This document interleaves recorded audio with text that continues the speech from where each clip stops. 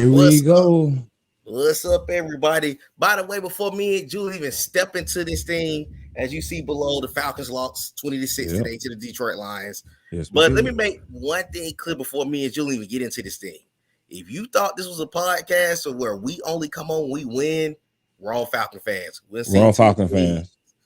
fans. We'll see too much in these years of being Falcon fans to only come on for an L. So And this wasn't even the worst game we've been a part of, so I have no problem with getting on here. yes, sir. Yes, Yeah. Hey, go Lions. Hey, oh go. boy. Me and Nate pre-show, we were honest about it. Hey, go Lions. They look good. We thought they were physical. We thought they were aware. We have nothing bad to say about Detroit. That's a good football club. I think Nate, I think you agree. Yeah, they are the Detroit Lions. That was the game that I thought was gonna be our first loss of the season, anyways. To be honest with you all, Detroit saw them coming last year. If you are a football fan, that team should have made the playoffs last year. They got off Yeah. to a slow start. They got hot at the end. They beat the Chiefs week one. I mean, you got to be a good ball club to beat the Kansas City Chiefs on Super Bowl night. Right, on Super Bowl night, exactly.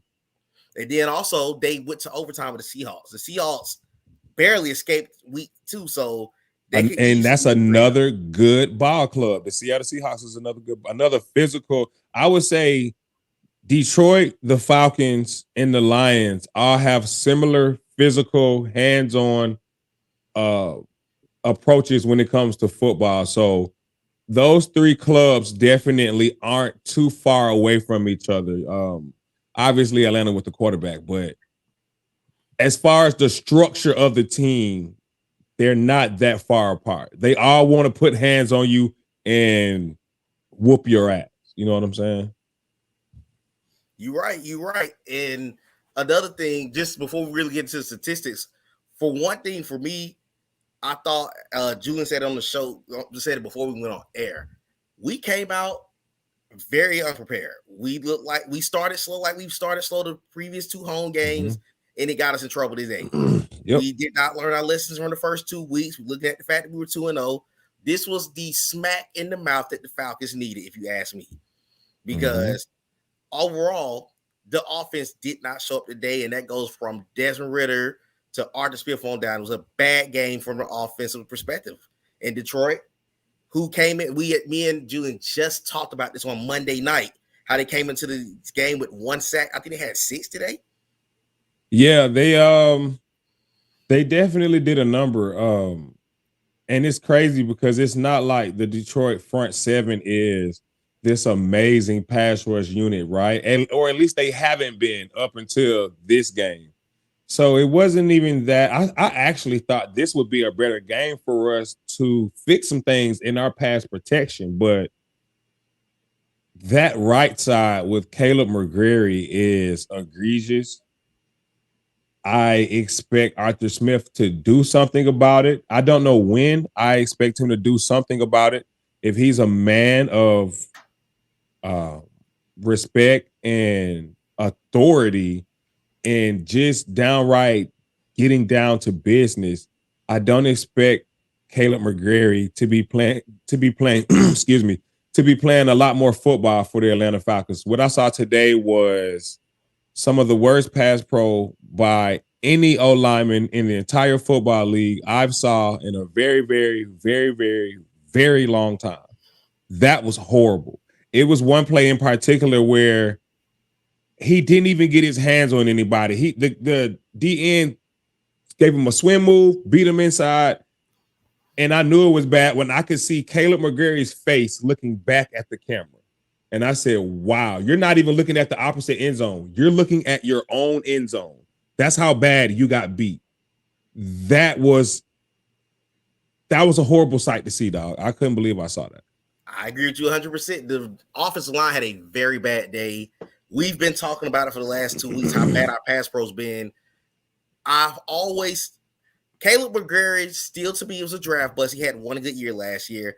This is the one thing that pay year, right? Pay year. That's when it normally happens. And I was just about to say that. What scares me about a player is if this player has been average to bad to trash for 3 to 4 years, and all of a sudden you have this great year. I'm gonna tell you who it reminded me of. You remember Tyson Clabo, who was definitely on him and Darby Hall had the right side. Definitely do. So he had a great 2012 campaign. They paid him, and he was horrible after that. And I felt like that was the same way for Caleb McGrary. Also, another guy to throw out there, Jake Matthews. I know he's been, as Julian mentioned in the last show, he's been Iron Man, but he is no longer able to keep up with some of the best pass rushers in this league. They're too fast. These boys out here are too fast. He's kind of long in the tooth. But you know what, though? If you look at his contract and how it's structured, I'm pretty sure we already knew that it wasn't. Because if you look at his contract, he doesn't have any more guaranteed money after the 24 season. But what that lets you know right there, you get this season, you'll get next season. If you ask me, I'm not so sure that Matt Bergeron won't immediately jump into left tackle. I think that's a genius idea to have another franchise left tackle, because Matt Bergeron has looked very good to be a rookie and to have switched from left tackle to left guard in one season. He has done a hell of a job in pass pro. He has done an even better job in run support. So I could definitely see us moving on from Jake Matthews to Matt Bergeron after the 2024 season. And it's genius idea. Here you go. You have another left tackle, top 10, top 15 left tackles don't grow on trees. Here you could possibly have an immediate top 10 left tackle by the end of the 24 season from an experience point. And he's still on a rookie contract. That just makes sense to me. You already see the market for the new left tackles now. I don't want any of that no time soon. Like, that's a big market right now. We just watched I can't think of his name right now, just got paid by Kansas City, even though he's on the right side. Jawan Taylor. We just watched what Jawan Taylor just got paid to play right side. And we're not even talking about the left side. I think he's making like $23 million a year. So I'm not in any business to hurry up and get ready to start paying left tackles. For us, though, with that point being said, Jake Matthews won't be here past the 24th season unless he just has one of the best turnarounds you've ever seen ever. And I don't think that's happening. I agree 100%. It's time for this line to get younger, because today Detroit entered this game with 1 sack, as we mentioned. They had 6. And then, to be honest with you all, yes, I know for a lot of Falcon fans, I know me and Julian are going to dive into this topic right here as far as Desmond Ridder. The reality of this situation is, because the pass pro blocking has been so bad, I don't really know what to gauge. Do I think Ridder has played well or perfect? No. I think Ridder definitely has a lot of things that he needs to work on. But I also think this is a combination of bad pass pro blocking, bad play calling, and a quarterback that really don't have the experience, and is showing why he didn't come in starting week 1 last year. So the Falcons are in a very weird situation, and this is something that I fear could happen the rest of the season if it doesn't get adjusted. I hope that today was a learning curve for the Falcons, because you're going to play down too much from Jacksonville and Houston back-to-back weeks. I don't think their defensive lines are anything. They don't have an Aiden Hutchinson on their group. But in a couple of weeks, you're going to deal with the Commanders and the Bucks and the Titans. So we got some better. And the Bucks are looking really good. So far, the Bucks are looking like the team with the NFC South. That is true. And we have some better defensive lines that got to see us later in the year, to the point where today, and let me also make this clear for everybody that's tuned in, Detroit did not shut our run game down. We shut our own run game down. We didn't run the ball. Agreed. I thought that, well, I'm not going to say, you know what? I'll make it bigger than today. This is my personal football philosophy. I think that just because the team shows you 6 or 7 or even 8 in the box, that doesn't mean you don't run. I think, and I got that concept from Kyle Shanahan. I remember him talking about that a long time ago, not a long time ago, but many years ago, that just because you stack the box doesn't mean I'm not going to run. I still have to run the ball. I can't be afraid to run into stacked boxes. You still have to hammer away. It's a 4-quarter game. Me personally, I thought that the Falcons were going to make Detroit submit by the 4th quarter by hammering. How many people want to get hit by Tyler Algier and Bijan Robinson all game for 4 quarters? Not many teams want to do that. Green Bay, who I personally think might have a better front 7 than the Detroit Lions, didn't want to do that all game. By the time the 4th quarter started, I saw hands on hips. I saw hands on heads. I saw people patting their helmet, looking towards the sideline. I thought the same game plan was going to happen today. And you can see the structure of our offense. Run, play action, bootleg, play action, move the pocket, move the launch point. But everything is predecessor on the run game. If we don't run the ball, and it's not even another Kyle Shanahan point, it's not even about running the ball great. You don't have to have a great day. You just have to show a team that, hey, you can stack it all you want to. I'm still going to be true to my offense. I'm still going to run the ball. I'm still going to work in my play action. I'm still going to work on my bootlegs, but I'm not going to stop running the ball. I think that's a huge difference. And another thing as far as Desmond Ridder, and then we can get on from another topic. I don't know what this love connection is between Desmond Ridder and Arthur Smith, but Desmond Ridder is going to be the reason Arthur Smith gets fired. I'm not sure why he's so loyal to Desmond Ridder. I'm not saying Desmond Ridder is the worst starting quarterback in the NFL. I don't think that's true. But I also don't think Desmond Ridder deserves to throw the ball 38 times in a game. I don't know what the deal is with Arthur Smith trying to make us all believe that Desmond Ridder is the guy. I think it's a lot of ego there. I don't think anybody around the NFL with any type of common sense or any football fan with any type of common sense would agree to Desmond Ridder throwing the ball that many times a game. Not everything was his fault. I'm glad you brought up the point that he's young. He's inexperienced on top of having one of the worst pass pro offensive lines in the entire NFL. So we could just, ball all of that together, and hell yeah, you get Desmond Ridder, what you saw today. Of course he's afraid.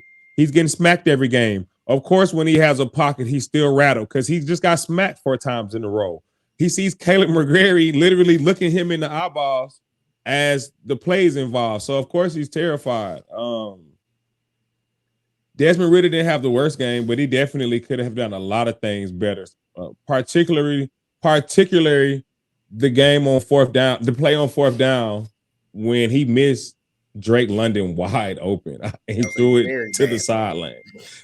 Yeah, I didn't know what that was about. That was just kind of crazy to me. I've read this earlier in camp throughout the summer. They said Desmond Ridder this was Arthur Smith words. I would love to find this article. He said Desmond Ridder will wow you with a pass, but then he would miss a layup wide open.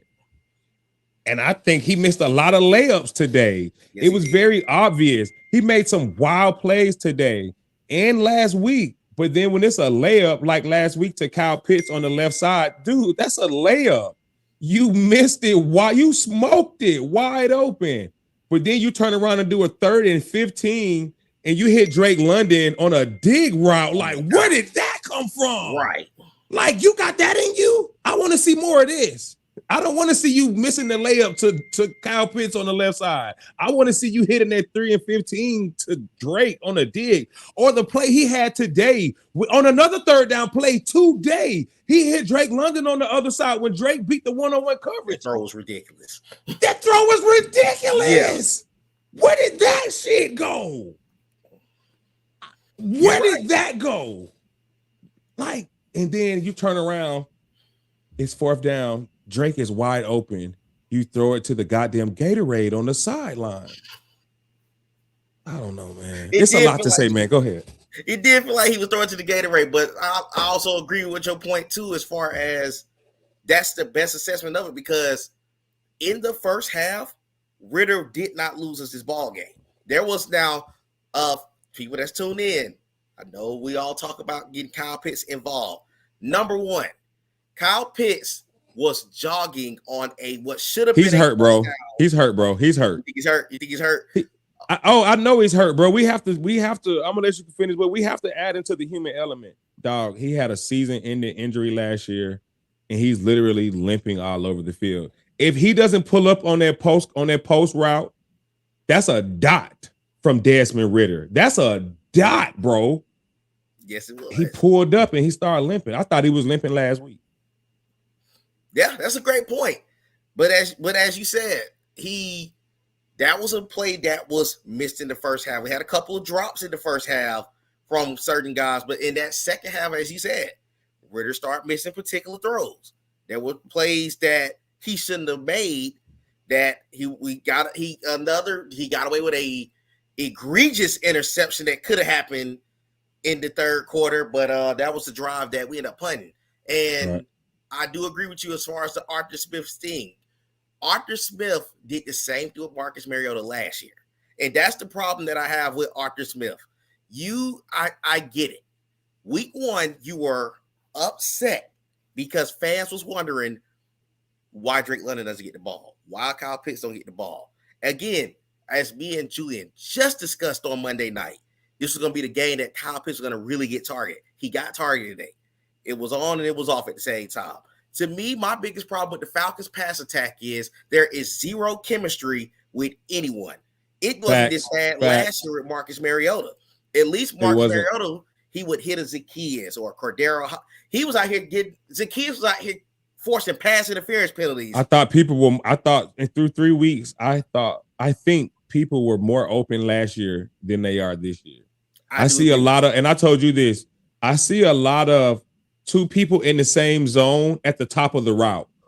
Like today on the 2 drops, why is Jonnu Smith and Matt Hollins at the top of the route, but y'all are standing together like this at the top of the route? During the route, you want to use each other's momentum to make each other create space. That's football. That's logic. I get it. But after you're at the top of the route, there should be no reason why it's 2 Falcons playmakers standing in one zone. So if this is a hole in the zone, y'all both in the same zone standing there. I also remember Arthur Smith saying week 1 at halftime, you can go back and watch it, halftime speech, he told the reporter that they had some spacing issues. Well, we have a lot of spacing issues. We have a lot of people standing close to each other at the top of the route. We have a lot of that, and we need to address it. Kyle Pitts did seem to get the ball in the beginning of the game a lot. He was very hot, and he was very on. So I also want people to notice that it's not Kyle Pitts himself. When we throw Kyle Pitts the ball, shit happens. The chains move. We make first downs. We make people look silly. When we don't give Kyle Pitts the ball, he's just out there jogging around. You know, it's almost like, I know for a fact I'm not getting the ball. Like it's kind of the attitude I get sometimes when he run routes. Like, oh, here's another drive. I don't get the ball. Like that's the attitude he gives me. Like just straight up. That's the and I'm reading the comment right now. No, me and Nate don't think Arthur Smith can call plays. No, we don't at all. We don't. I don't know what this Idaho prep high school backyard football play style he's calling. Prime example, when he ran Bijan on the jet sweep, that was the ugliest jet sweep I ever seen in my life. Bijan ran behind Desmond Ridder and still got tackled for like 3 yards, like a tackle for loss 3-4 yards. That was ugly to me. One before the missed field goal. I think it was yes. That was ugly to me. That was terrible. That was terrible. Who are you think? It's even terrible because it's like Arthur Smith, you're not even reading what the Detroit Lions are doing. They're attacking downhill. So while they're attacking downhill, you need to be trying to do something to throw it over the top. I thought a lot of plays we were doing over the top of the defense was working because they're so busy flowing downhill. I didn't have a problem with us trying to go east and west a little bit because the Lions were biting on it. I thought we didn't do enough to counter it. That's what I thought. I thought we didn't do enough to counter it. And also go back to your point. And then another thing, I feel like Arthur Smith dials the wrong routes for the wrong people. Like the first drive. I said that last week. Yes. Or 3rd down and 3, the opening drive. Why is Tyler Algier catching Bijan Robinson made play that ended the first drive? Like he throws the wrong routes to the wrong people. And then I also feel that at times prime example, a couple times there was that counter run that Bijan usually hit for 7 to 8 yards a pop. He'll go run it on 2nd down, run it on first. Down, right? Best rushing play on that field on 1st down. And then whatever happens. On 2nd down, you come out and you let that be your down that you try something. But that 1st down should be your best call that you can come with to extend this drive. He always puts us in a position where we're in a 3rd and long. And by the way, another thing, as you just said, the spacing issues, and we don't do enough bringing Bijan out that backfield on wheel routes. We don't do enough. The slants are always open. If you see your pass blocking getting manhandled, guess what that means? They're sending more than 4 people. We don't ever call routes to where you can say, okay, they blitz in the house, bet I'm gonna get this ball out in 5 seconds, 10 seconds. I'm gonna get this ball out quick because I know I don't have time in the pocket. And then that also goes back to Desmond Ridder about his own play clock in his mind. He has a couple times. His progression is extremely slow, dude. I agree. Super a couple slow. times he doesn't have that mindset of I'm a mobile quarterback. If it ain't there, I'm taking off. I wish my homies was in here right now. My other homies. We just got done screaming at each other back and forth. Nobody's open. I said, yeah, dude. But after your clock goes off, 1 Mississippi, 2 Mississippi, 3 Mississippi, whatever the drop back is, you need to extend the play. I said, and everybody in here knows this is true. If Matt Ryan would have held the ball that long and didn't extend the play, we would destroy him for not extending that play. We did destroy him. Woo. Dude, you're just standing back. Okay, the O-line gives you the half the moon. Everybody know what that is, the half moon. When the O-line looks like this, it's beautiful. They call that a half moon effect. It was a couple times tonight, late in the game in the fourth quarter, I thought that Desmond Ridder had the half moon effect.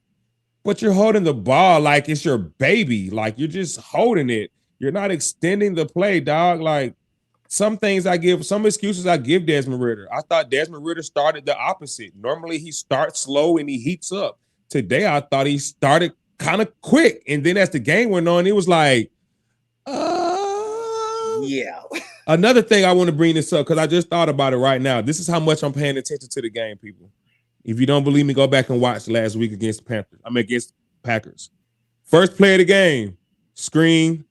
First play today, screen. Yeah. Second play of the game last week, run. Good run. Second play of the game today, good run. And then what did we do? We went empty backfield and all hell broke loose. Why do we keep going empty backfield over and over? Has anybody ever noticed empty backfield is the worst formation we have? Yes. That is every time we go, I guarantee you, ever since I said this, now everybody's watching the show. If we do it again next week, I guarantee you everybody's going to say, oh, my God, here we go. Because it's disaster coming. Every time it's disaster coming. Every time we do an empty backfield. Get that shit out. Caleb McGarry can't do it. It doesn't work. We never do anything good with it. I was happy that I said this last week on the show. I wanted to see Kyle Pitts run more posts, corner posts, slants, wheel routes.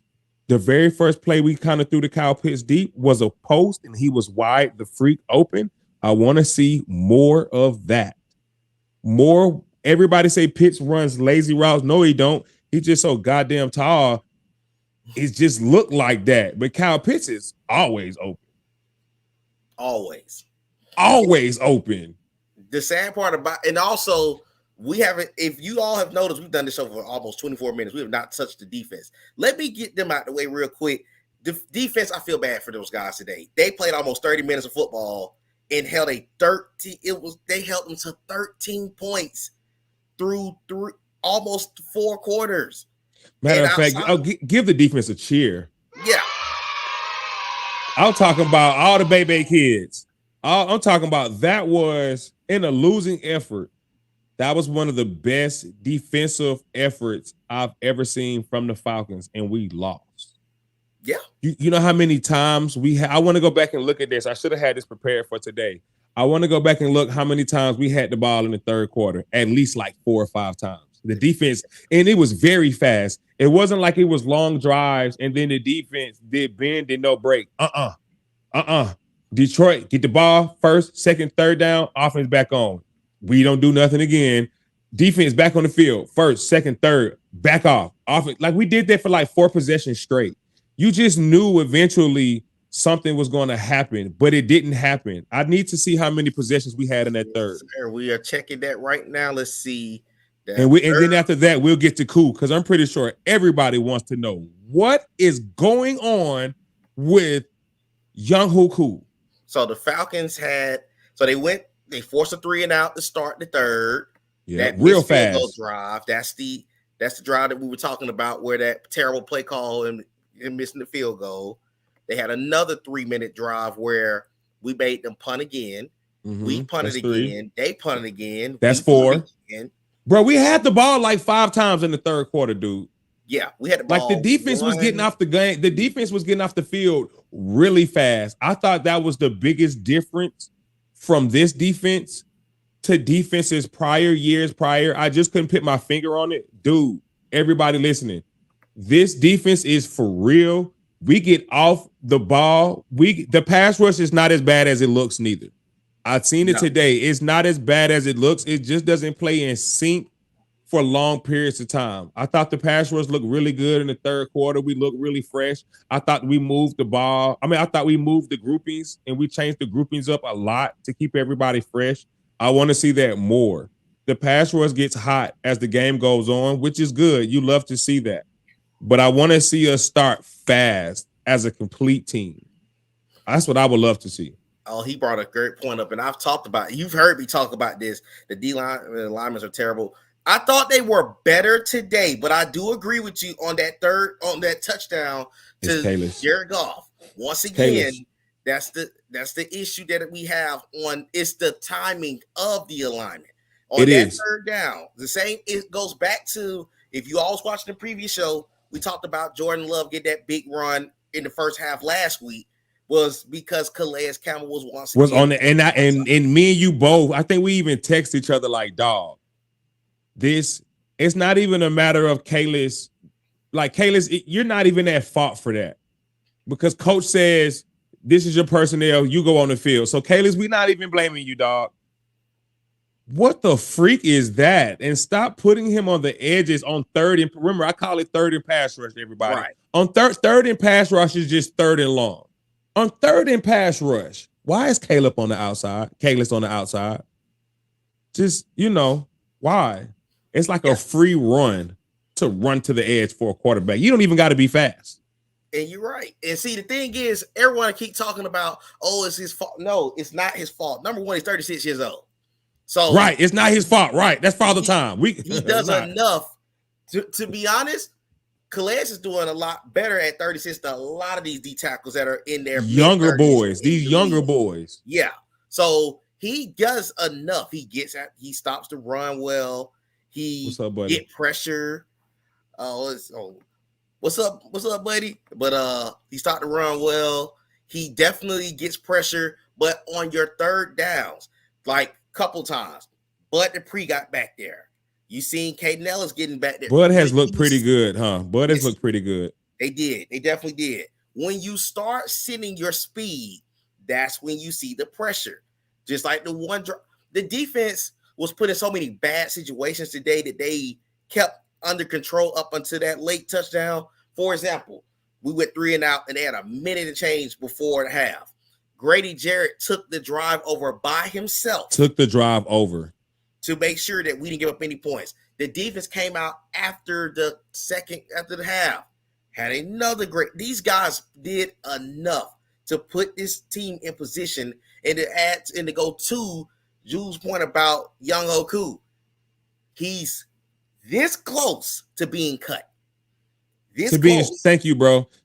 No mercy. I think me and you are over confusing the loyalty for when it's time to hit the door. I think we've discussed that a lot. And I think for me and you, we're beyond that. We're beyond that. The loyalty is cool, but the NFL is what have you done for me lately? And when me and you talked about this in the preseason, I think we also text about this. Like, did Young Hoku just miss 2 field goal attempts in the preseason? Yeah.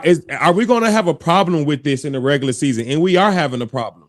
We are. Just straight up. No benching. No none of that. I'll see you later. You have one of the easiest jobs on the whole entire team. If you can't do this twice a game, I'll see you later.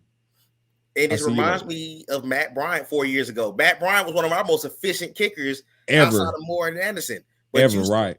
But you started seeing it. You started seeing it wear down. And don't get me wrong.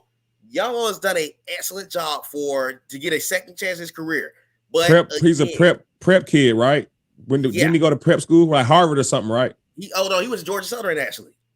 Did he? I thought he was a prep boy. Yeah, he went to Georgia Southern, and then he was, if you all follow the league like we do, he was with the Chargers. He got cut, went to the lower football league, came back up. The Falcons gave him a second chance. At this point, he's been a good story. He's been solid for the Falcons. But you are getting to the point now where you are one or two crucial missed field goals away from being cut off this team, and they will go get another kicker that's on the street that's ready to come out here. That's ready to go. Team. Yeah. Because that's one thing that, again, as Julian just said, that's the easiest job in the league. All you gotta do is kick the ball. Because honestly speaking, the defense put us in position, even the interception from Jesse Bates. If you hit that field goal, that's a one possession game. Right, that's right. Jesse Bates is an all-pro today. Just if we get 3 points out of that turnover, Jesse Bates is an all-pro today. Like, he can never get another interception for the rest of the season. He's an all-pro today, right now. He's gotten 3 picks in 3 weeks. Crucial picks. Yeah. Your defense has done enough to keep you in every single ball game. The offense you are now stepping into a situation where you're playing better offenses. And to be honest, let's give credit again to the Falcon defense. That offense put up 31 against Seattle last week. You held this team to 20 for the whole game, but 13 for most of the day. But your offense gave you absolutely nothing. And this is nothing against the Detroit Lions defense. They played lights out. Brian Branch played absolutely outstanding. He played out his mind. Yes, he did. He played a great game. Aiden played a great game. And by the way, that also shows you coaching matters. The Lions are super banged up on defense. I thought as Julian said, I thought this would be one of those days for the Falcon offense because of the injuries they have. You can tell. I didn't think Detroit was healthy enough to play 4 quarters. Not. Let me be more specific. Not the Falcons brand of football. Hey, you know what we want to do? We want to fight for 4 quarters. Are you healthy enough to fight for 4 quarters? I didn't think Detroit was going to be healthy enough to do that. I thought with Jeff Okudah coming back, we would be sound. This defense is completely healthy. Knock on wood. We're completely healthy. We look healthy. Detroit at times didn't look healthy. The defense did so well today. And not lastly, but another point I want to make is the rush defense is, I think, 22nd. That's a lie. It don't look like 22nd when I watch it. It looked like a top 5 unit to me. I just think we got caught up in 2 teams that like to play balance. Honestly, Bryce Young looked like chicken scratch, so they ran the ball a lot. And then also, like I was telling Nate, when Nate said he wasn't a fan of the linebackers, it's not necessarily being a fan of the linebackers. It's how they're taught to play the position. We're flying downhill. Yes, you're going to have a 15-yarder every here and now again because we are flying down the hill. There is no more Dan Quinn. We're just going to wait for them to come out on the other side of the gaps, and then we'll figure it out when we get there. Ryan Nielsen is telling them boys, like that play on 3rd down with Caden Ellis. Yes. You think that tackle would have happened with Dan Quinn? No. That's not how Ryan Nielsen is teaching it. Flying down the field. I'm like, that's the best example I can give people. So as far as the rush defense, statistically, it might tell you one thing. Don't believe that. That's not how the linebackers fly.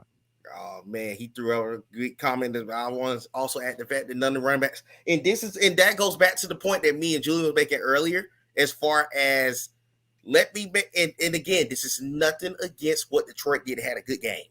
The Lions didn't have to deal with the prototypical Falcon offense because Arthur Smith and his ego got in the way today. He didn't run the ball like he would typically do. The drive where the missed field goal happened, we started to see Tyler eating up the yards on the ground. Bijan started eating on the ground, but they got away from it. They start trying to continue to get back to this right now. I'm looking at it right now.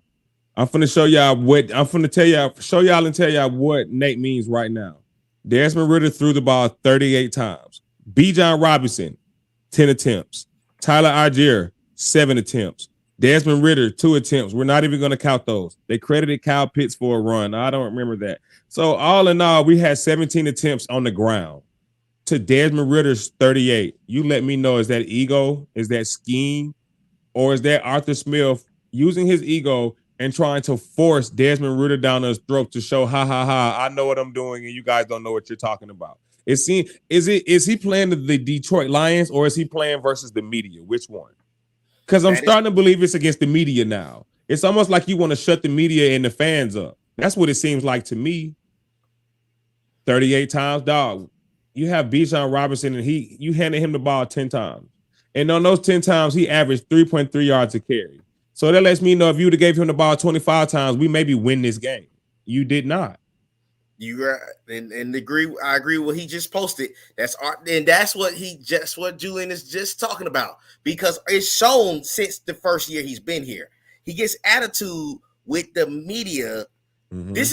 I feel like, and I hate to throw a jab at this man from a personal perspective, I feel like he lets the media, and you just put it in the next comment, he allows the media and the fans to get to him instead of running his We're not playing fantasy, Nate.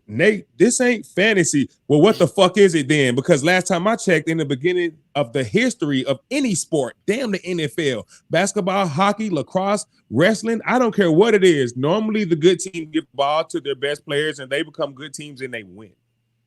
Exactly. Unless we got a new philosophy I ain't never synced about, but if you tell the media one more time how this isn't fantasy, that lets me know you're childish, you're egotistical, and you only care about yourself. Absolutely. And another thing I want to point out to you all, the Falcons, Desmond Ridder threw for 201. But if y'all are paying attention to this, there's something very telling. The Falcons gave up 7 sacks for 62 total yards. So when you average it out, that was 139 yards passing. That is embarrassing. Very. So your quarterback, and every sack wasn't on the O-line neither, not in my opinion. It wasn't. It sure wasn't. And on the flip side, as you just stated, the Falcons ran the ball for 20 times. Detroit ran it 31 times. This is not a run-heavy offense. When the fact that the Detroit Lions have ran the ball more than a team that was top 5 in rushing last season, you have an issue here. 10 carries for Bijan, 7 for Tyler. They barely touched the ball, as Julian said. That's not even a rotation. That's not even a rotation. That's refusing to give your best players the football. Absolutely. And matter of fact, while I'm on here talking, I'm gonna look up to see what the Tyler Algier has 12 yards, bro. That's 1.2 yards a carry, which is awful. Last week, I haven't put it on the screen. Last week, the Falcons had 45 rushing attempts to 32 passing attempts. That alone should tell you all the drop off. I wonder who was the driving factor last week to the win. I don't know. Come on, Art. And what was the coverage on the first touchdown? By the way, I know some people were mad at me when me stating that I started Sam Laporta. I know the coverage at times is questionable. So if you saw Hayden Hurst had a decent game week 1 against us as well. And in that case, it was simply Trey Flowers took the wrong. Tight ends leak out a lot against this. I do notice that we play Trey Flowers over tight ends a lot, which is cool. He's a big body, like 6'2", 6'3", physical, strong hands. He can play against tight ends. But godly, he is getting his behind whooped on those leak out plays to tight ends. Those leak out, like if anybody go back and watch the wide open touchdown, someone called me and they were like, "Oh, was that on Richie?" I said, "No, go watch the play again." Trey Flowers is literally standing over the tight end. Play action. He falls for the play action. He tries to recover. He runs right into Jesse Bates, knocks Jesse Bates off his coverage. And then when you look up, I don't know what assignment Richie Grant was in, so I won't even blame Richie Grant. Apparently, it wasn't his job to play cover high because he was somewhere underneath. And you just see the tight end running wide open. Trey Flowers is another person I don't understand how is he playing more boundary than D. Alford. I'll say this again, and I said it last week. I thought D. Alfred he needs to be cut. Hello. I thought D. Alfred played a hell of a preseason, like a hell of a preseason. So I don't understand why Trey Flowers is still the boundary number 2. Jeff Okudah came back. He played sparingly. He's coming back off an ankle injury. Great. Don't rush him back. That's a great job to not rush him back into fully playing. But Trey Flowers has 100% has got to get off the field. Most definitely, he has to stop playing boundary cornerback. He can't do it. He played terrible. Okay, Trey Flowers played absolutely terrible to me. It wasn't even close. Him and Caleb McGarry, by far, are the 2 worst starters in the entire NFL by far. I don't even know how long Trey Flowers is going to start. Thank God Jeff Okudah is back. But I just wanted to throw that out there. I'm just tired of hiding. Everybody listening, I'm just tired of saying, oh, the Falcons suck. Nobody deserves to hide behind the entire organization. We need to start putting a face on these monsters. I agree. We need to start putting a face on it. Play. So is this the play that I'm talking about? Yeah, this is the play. Watch the leak out. Fall for the play action. Running to Jesse. It's done. Look at that. Wow. I hope they show a replay of it too. And Jared Goff just looked like, oh man, that was that open. Watch it again. Play action. Go up. Boot. Up. Ran into Jesse again. Oh, no, that's not the one. Okay, I was about to say ran into Jesse. Hey, Caden Ellis is a hell of a. Caden Ellis is a dude. I want everybody to know this. Caden Ellis is a dude. I thought Troy Anderson had a good game until he got injured. Also, that's that touchdown. I'm going back to the touchdown. Look at him. Wow. So that was. I don't know what I see. The reason why we can't blame Richie people because we don't know what Richie's. It may seem like you're the high safety, that's your man, but we don't know what Richie's assignment is. So I don't want to just automatically blame him. I don't know what cover of the field you're supposed to be covering. I don't know what the backside coverage is because we're looking at a replay and we're not looking at the all 22 yet. But 100%, right. I know man when I see it, and 100% Trey Flowers, that's your man, and you got baited on the play action. Troy Anderson definitely locked up the middle. I thought he started the game super fast, super hot. I thought he was very active. Very, very, very active today. Very active all game. And that goes to your point about the linebackers. I think the linebackers have had I got to see what you were saying with that linebacker group throughout the game as well. Because to me, I feel like they're starting to see what they have in regards to the linebacking group. I love the fact I'm starting to see Zach Harrison make plays. Zach is out there. Zach is a dude. I'm glad you brought that up. That let me know you watching. Zach is a dude. Yes, sir. I was glad they're starting to actually get him involved. It goes back to last week. I think the only flaw that I could say, maybe getting a legitimate pass rusher. But outside of that, really, the group on defense, we have 3 of the best run-stopping defensive linemen. Can you pull up the next year's? Can you pull up the 24 free agency list for DN so we can see? Because people, while the season is going on, we still can be realistic about what we need and what we don't have and what could help us. It's a mean DN group coming out in the 24 free agency class. We definitely know it's all hands on deck. We need a defensive end very to the point where me and Nate used to like giggle like girls. Like, are we going to get Daniel Hunter? Like, is he's trying to leave? Are we going to get Chase Young? Like, they're both available. Yeah. I would have giggled like a schoolgirl if I would have woke up and read Bleacher Report breaking news: the Atlanta Falcons traded for Daniel Hunter. Oh, I would have giggled like a schoolgirl. Because I would have knew that would have unleashed our defense. We need one really bad. We need to stay. Go highlight that, please, Nate. We need just at the very bottom, Toby Ville. Okay, yeah, I was trying to pull up the.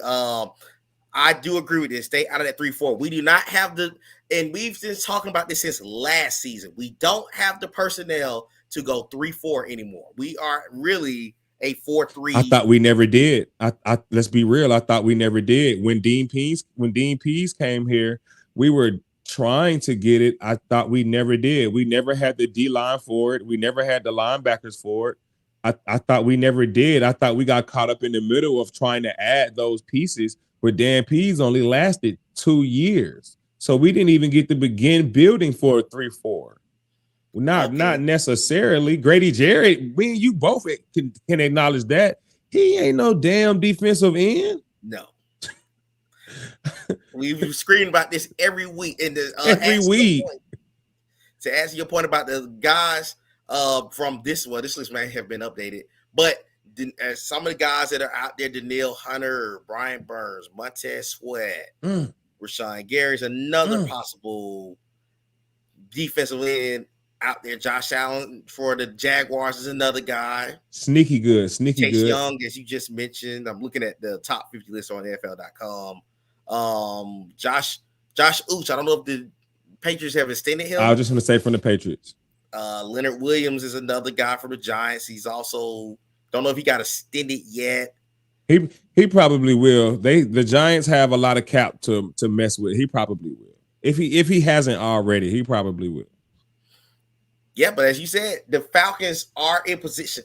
They, again, another thing that you guys, I don't know if I know Julian paid attention to it, but just for our viewing audience, the Falcons are not going to be broke next year either. So certain things that will not be that may need to be fixed throughout this season, they will have an opportunity to address it next year because there will be more money available to this team that season. That Calvin Ridley money that comes off the books next season as well. Plus, everybody. I know we all don't agree on Calvin Ridley, but we can all agree on this. That boy need to ball out so we can get that extra 2. I pray he has a good season. It has nothing to do with us. Other than him getting the 2, other than us getting the 2, we have no quarrel with Calvin Ridley. He did what he did. He served his time. He's not a Falcon.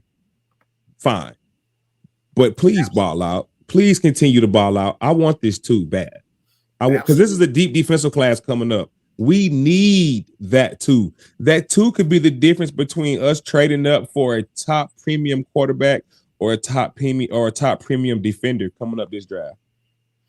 And another thing, let me see this.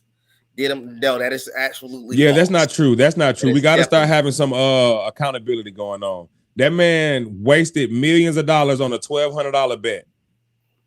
Yeah, and there's no other way to say it. You had another contract locked up the following season, and he went and wanted to play FanDuel. Prove to me, 100% over under 50%, Nate.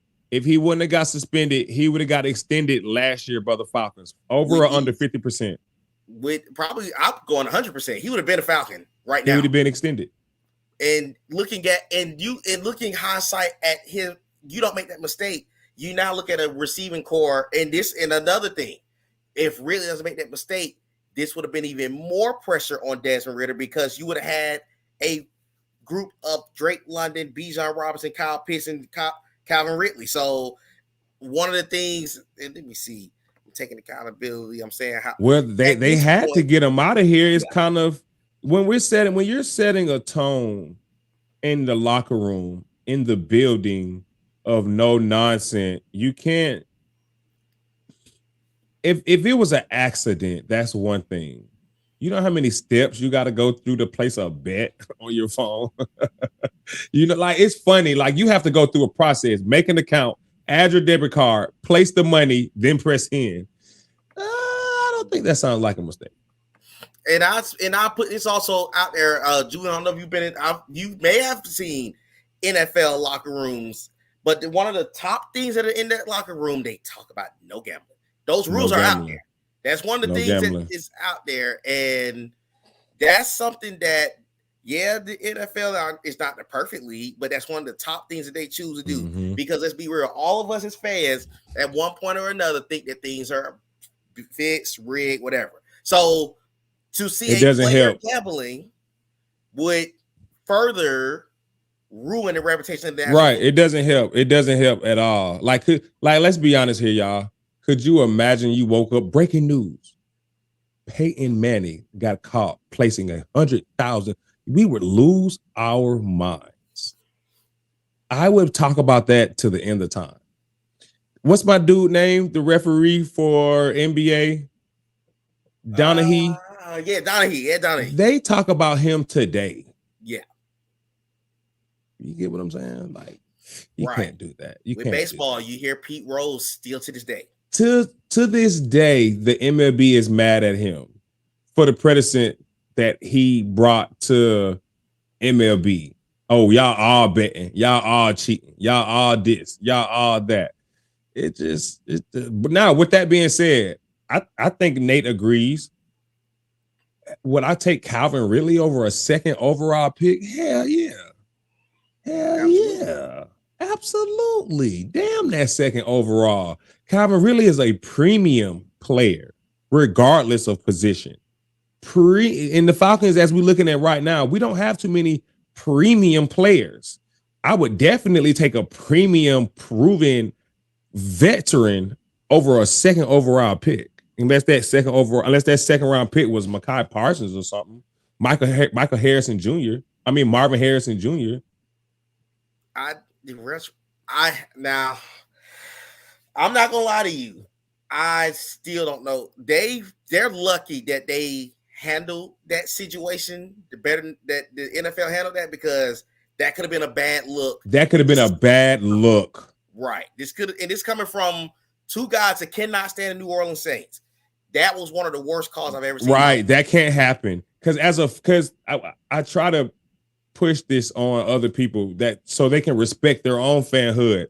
Be an NFL fan first, then be a Falcons, Lions, Patriots, but respect the game first.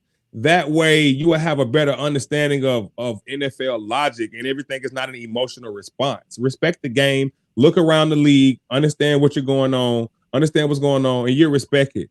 That play can't happen, dog. Prime example, Tom Brady versus Grady Jarrett. Dog, that can't happen. I was filming on this stream last year. That can't happen. Yeah.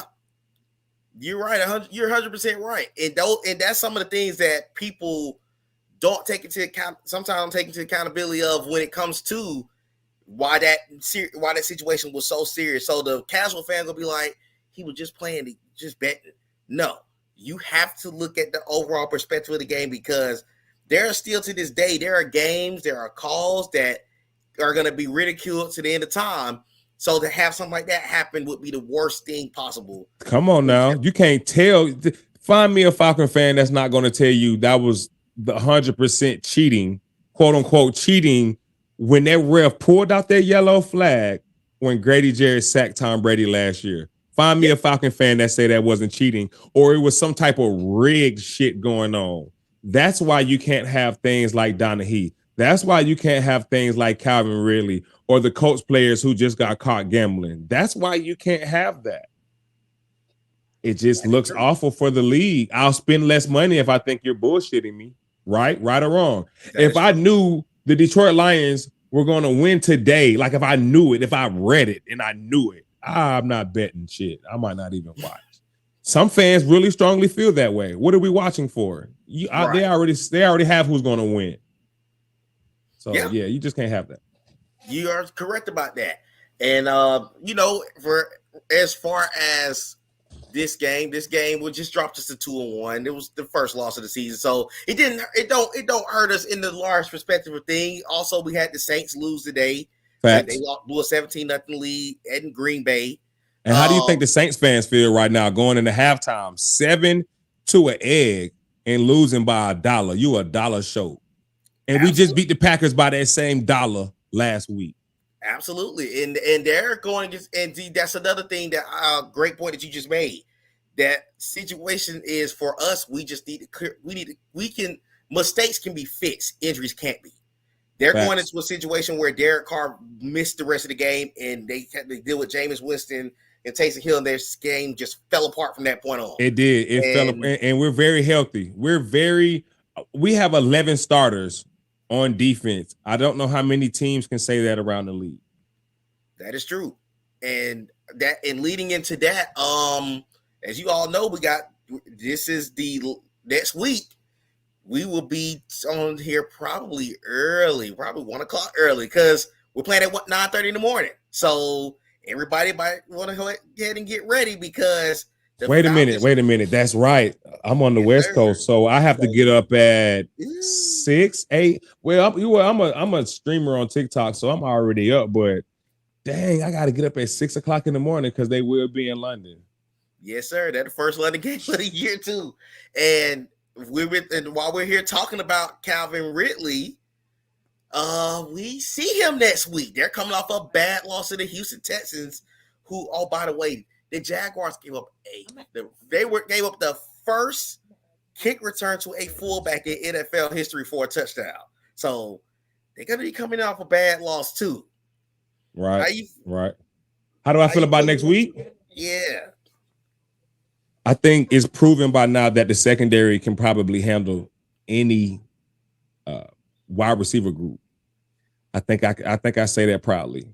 I don't know if I've ever felt that way so early in the season about our secondary since I've been a Falcon fan. I think our secondary can handle any wide receiver group in the league. And I think the way that Ryan Nielsen game plans, prepares, have the defense ready. The first week, Bryce Young, regardless of first overall, it's a toss-up. We know every rookie quarterback is going to look like a rookie quarterback eventually. So that went okay, fine. If people want to give that a toss-up for the secondary, okay, fine. Toss it up. Even though Jesse Bates got 2 interceptions, if fans want to still toss that up, fine. 2 weeks in a row, I'm not hearing the same toss-up. I don't care who doesn't suit up. This is the NFL. If you got on a jersey and you walking off the bus and you walking out the locker room into the field, you deserve to be there. So I'm not hearing the lack. We didn't have Jeff Okudah. If I can't use missing Jeff Okudah and CP84 as an excuse to lose, then I don't want to hear another team use excuses of who they're missing and they lost. If I can't use that, you can't use that. This week, I thought the secondary were going to have their handfuls. I didn't get that feeling. I didn't either. That one busted play, okay, but it's called a busted play for a reason. It wasn't like we got out schemed. It wasn't like that our players didn't show up. It was a busted play. They happened.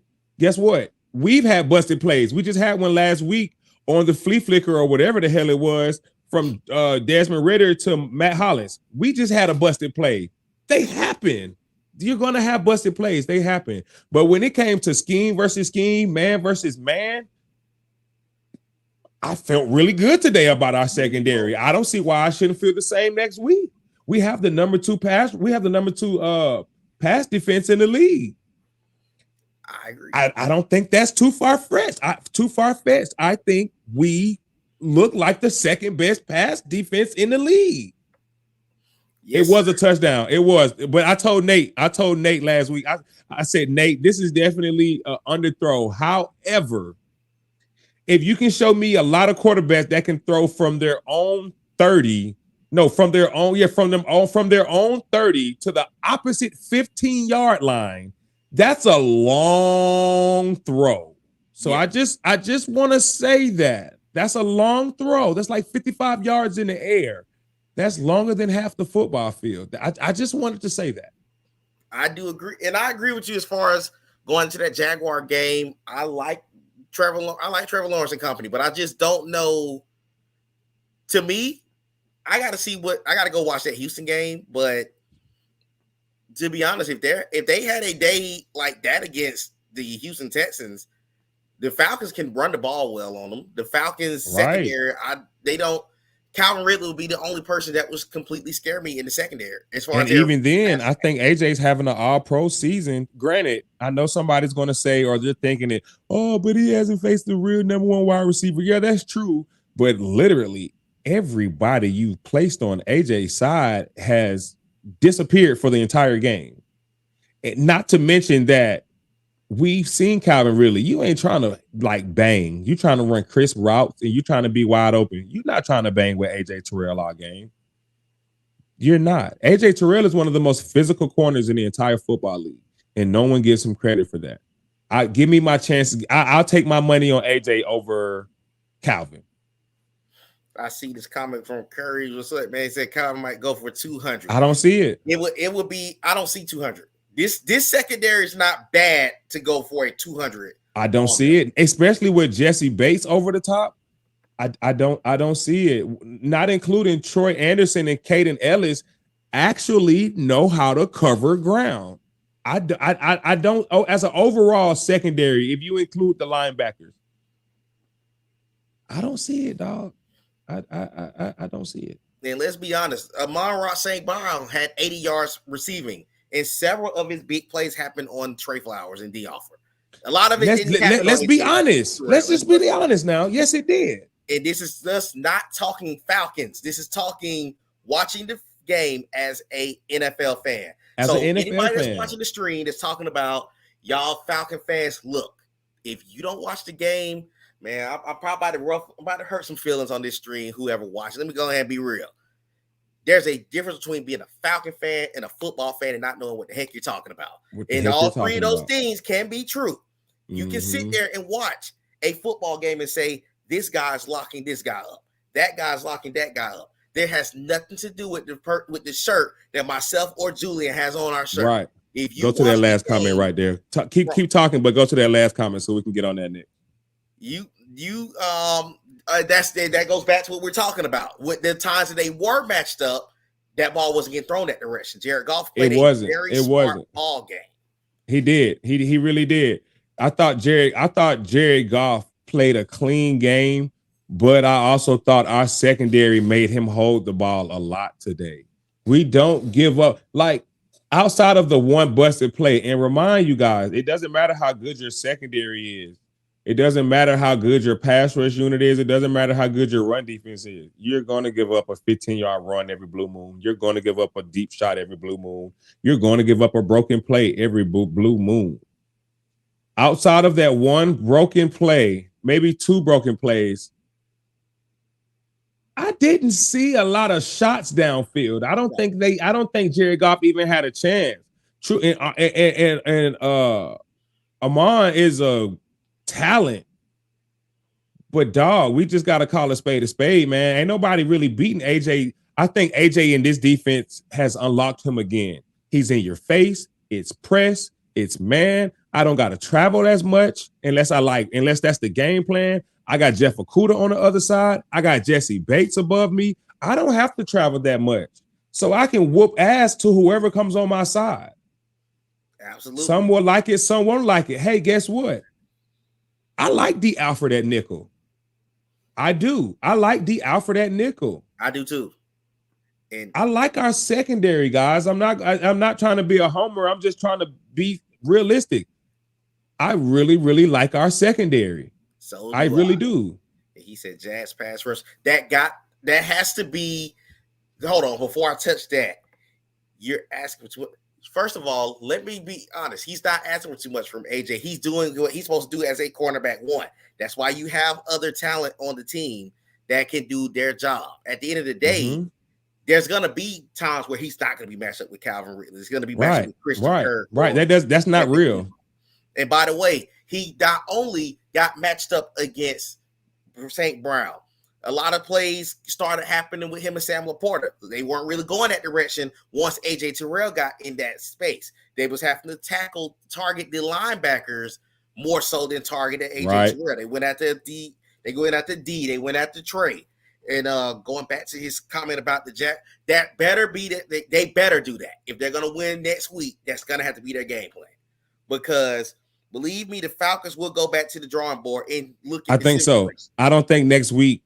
I think me and you can guarantee this. I don't think we'll see another game. At least we shouldn't. I don't think we'll see another game where Desmond Ridder throws 38 times and we rush 17 between Bijan and Tyler.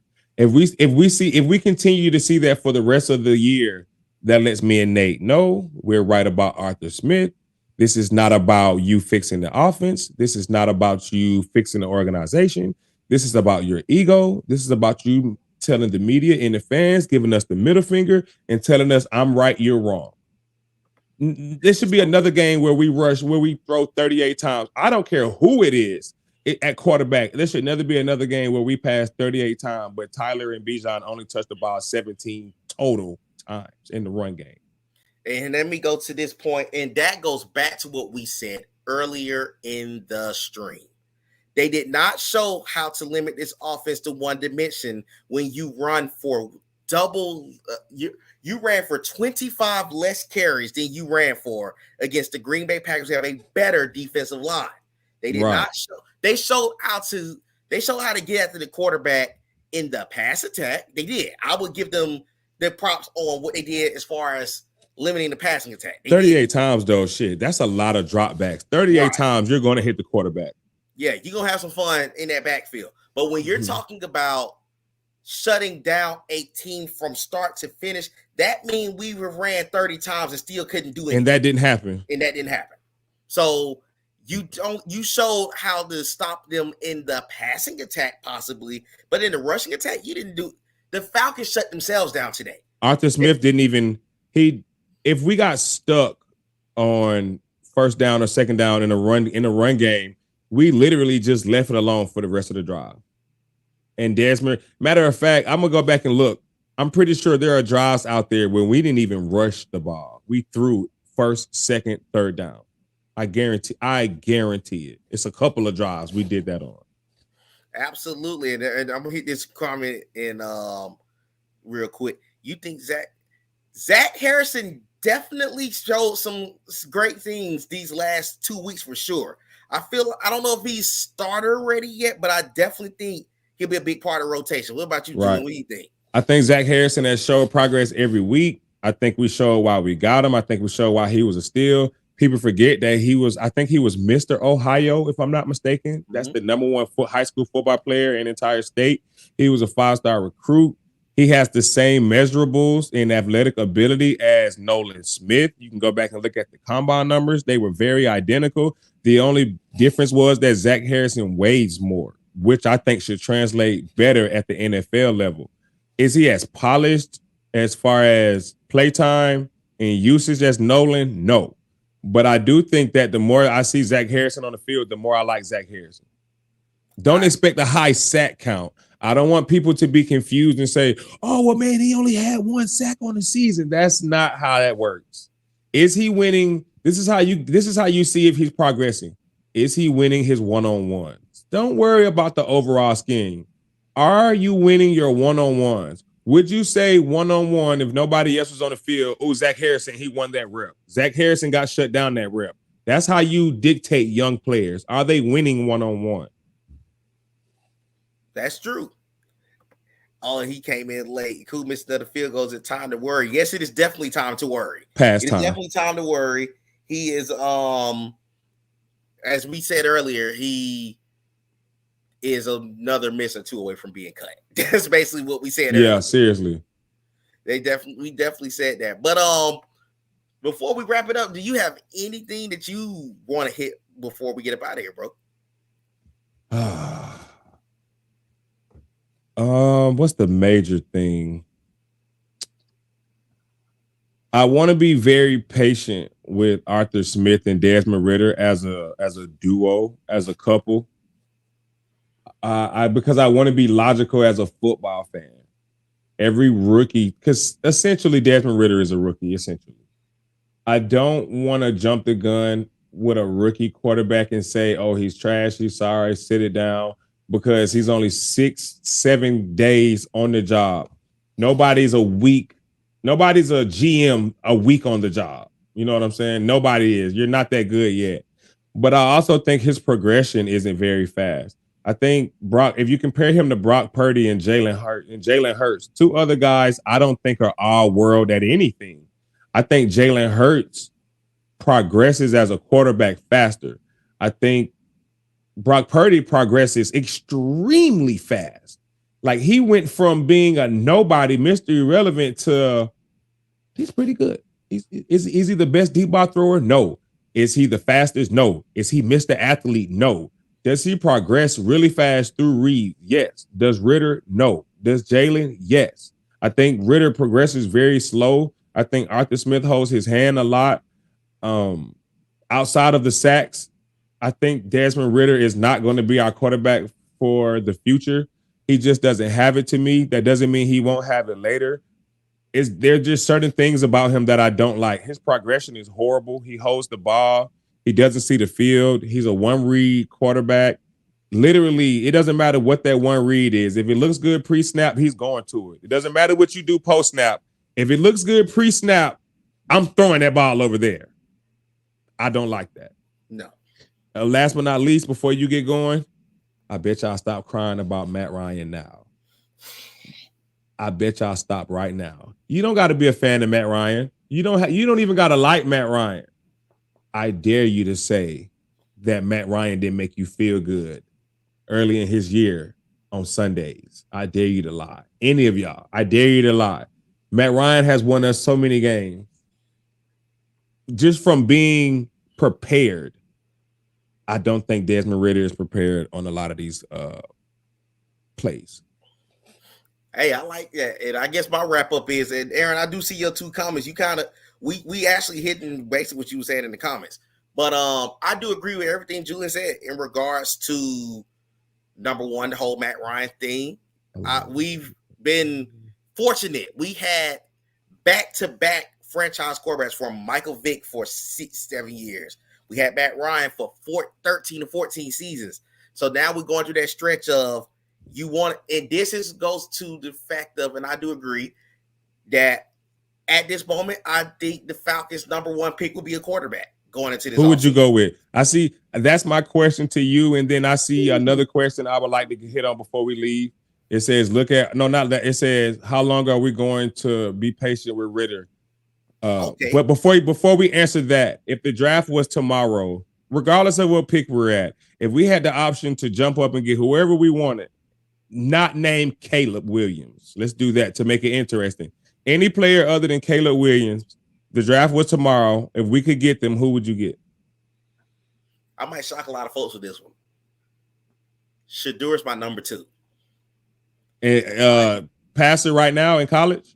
Shedeur is my number 2 in regards to who I would pick.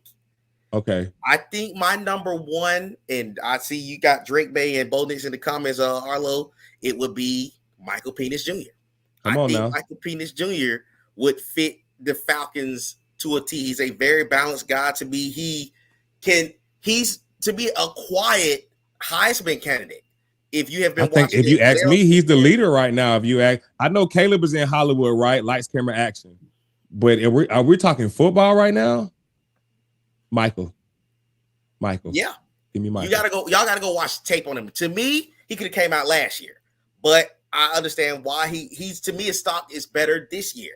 I like that he's more of a balanced guy. Don't get me wrong. To me, and I see the comments about Bo Nix. I'm not a Bo Nix fan. I think Bo Nix is in a great situation in the Yeah. I do not like him overall as a quarterback. I don't know if he could lead a guy. Yeah. I put 3. Penix is my number 1, Shedeur is my number 2, and Quinn Ewers is my number 3. Non-quarterback. And then we'll get to how long Desmond Ridder's leash should be. Last question, non-quarterback. My non-quarterback, it was for me, it would be Jared Verse. I will go ahead and get your pass rusher to add to that defensive line because I wanted Jared Verse this year in the draft. Yeah. But he went back to school, right? It was a big controversy. We were trying to figure out was he coming or not, and then at the last minute he was like, "Nah, I'm gonna go back to school and terrorize this NIL get me paid. Yeah, I'm gonna go back to FSU." Yeah, but you're right though. I do, and I agree 100% about.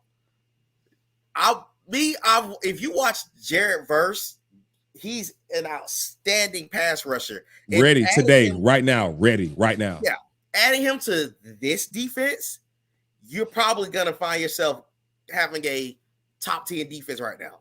Javon Kearse is my player pro for Jared Verse. Javon Kearse, I think they are very similar in what they do. Okay, and now we can hit that comment. I like that. You let me know. You or me want to hit that one first. You still have the floor, so you go first. How long are you gonna be patient? Ridder has high expectations. I'm gonna say this. I don't think Ridder has high expectations because we don't really know. We didn't know what we were going to get into coming into this season.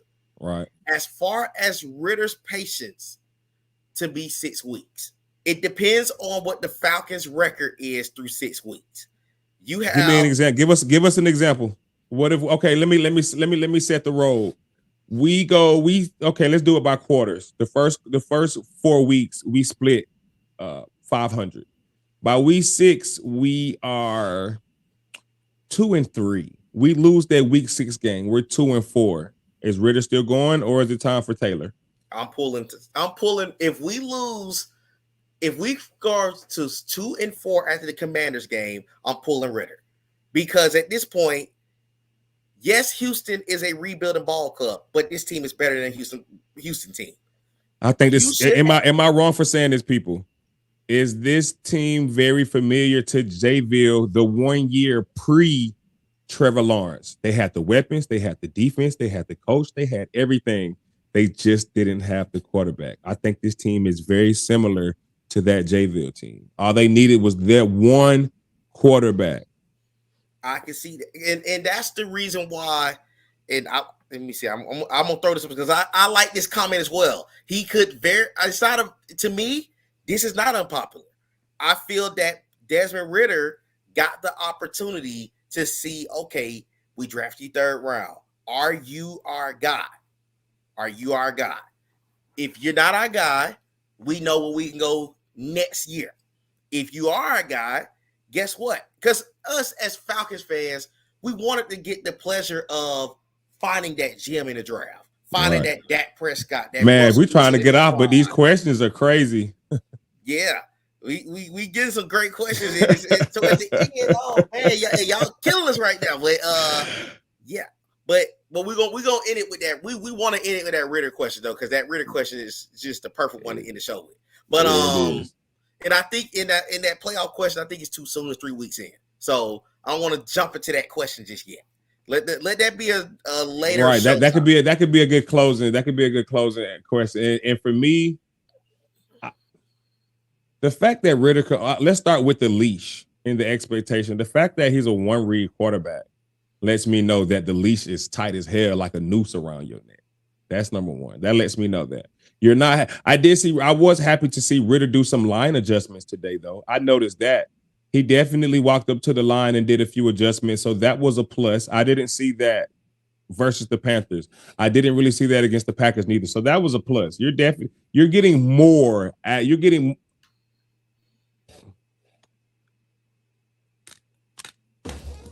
I guess you got to make sure he's making sure everything is straight. He's got to change him up real quick. Give us a second.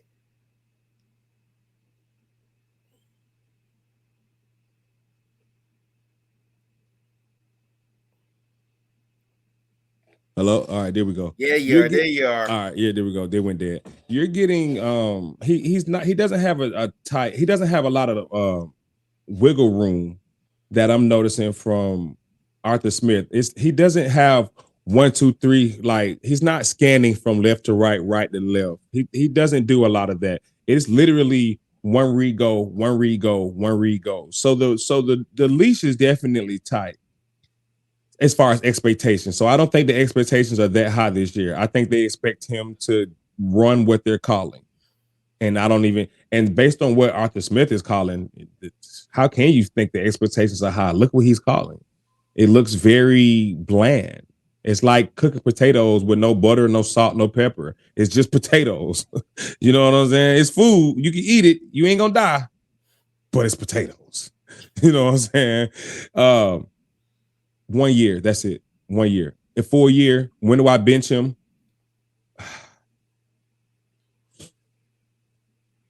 Week 10. I'm gonna say week 10. I think there's a good and a bad there. If we're horrible by week 10, horrible, I say let's enter the Caleb or Michael sweepstakes and let's move on. The real question I think would be, if Desmond Ritter flops and he's horrible, where does that leave Arthur Smith? And would he not also be the bridge head coach? This wouldn't be the first time we've seen this across the league. We've seen it many a times, and sometimes it has worked with organizations. Tampa, Tony Dungy built that team, got fired. What happened? John Gruden, Super Bowl, right or wrong, right? That's true. Broncos with Tom Brady. I can't remember who the head coach was. Fired him. I think it was John Fox. Had John Fox. Fired John Fox. Yeah, it was John they Fox. brought in somebody else. Super Bowl. So let's not act like we haven't seen these bridge. What's another one? Bruce Arians a couple years ago with Bruce Tom Brady. Arians, Pittsburgh Steelers, the Fang. Fang got fired. Mike Tomlin came. Super Bowl. So let's not act like bridge head coaches don't exist. Arthur Smith could have been the guy to implement his system, implement the toughness, implement how we need to be as a team, change the organization back to a football facility instead of a pina colada summer camp that Dan Quinn turned it into. Arthur Smith could have did all of that, but his X's and O's aren't up to par with how he likes to run an organization. And I think the physicality and the structure is implemented. I think we are a fighting team. I think we fight hard. I don't think the X's and O's are matching up. Now I think we need to work on the X's and the O's. I'm not sure Arthur Smith would be the guy to get us over that hump. And definitely it won't be Desmond Ridder. That's my take on it. Hey, we ended it on that note. Yes, there's nothing better for it to be stated right there. I love what you just said. I can't even add to that. That was great. Appreciate it. Hey man, until next time, y'all. This has been another post-game Falcons show with me and my boy Julian. We're gonna be back. Of course, we're gonna be back. Win or lose, y'all. So y'all don't think like it doesn't matter 50-0, 0-50, whichever way it go, it doesn't matter. We want to talk football because we're NFL fans first, we're Falcon fans second. Big on Falcon fan, but we just love talking football. Yes, sir. And by the way, let me throw this out before we close it off. If anybody ready to go neck and neck with us, let us know. Come with it, but you better let us know. Right. Look, go find your tag team partner. You get your notes ready. Hey, we'll see y'all next week after the game. Just bring it. Come on. Yes, sir. We want this. We asking for you to bring it now. Right. Go get your partner. Go get your partner. We can set this thing up. Look, y'all could DM me, DM Nate. Let us know who your partner is, and let's get this thing cracking. Yes, sir. And on that note, this has been our post-game show. Y'all enjoy the rest of your day watching football. But until next time, Falcons rise up.